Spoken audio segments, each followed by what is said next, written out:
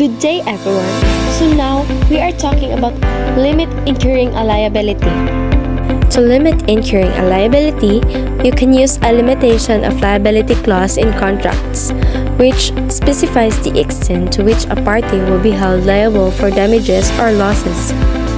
This clause caps the amount or types of damages one party can recover from another in the event of a breach of contract or other issues.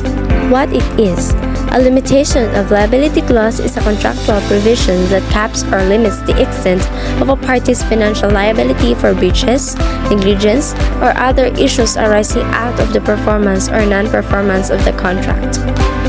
Why it's used?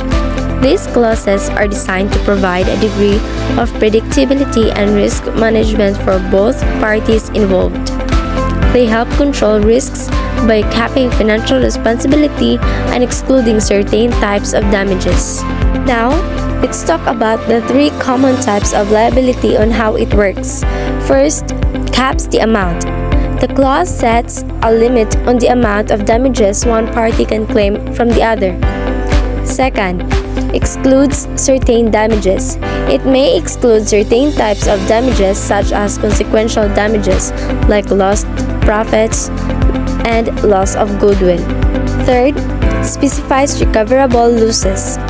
Recoverable losses will often be limited to those directly connected with the harm caused by the offending party's breach of the contract. Now, I have some examples of limit incurring a liability. First, a website's terms and conditions might include a limitation of liability clause to limit the website owner's liability for losses incurred by users who rely on information provided on the website.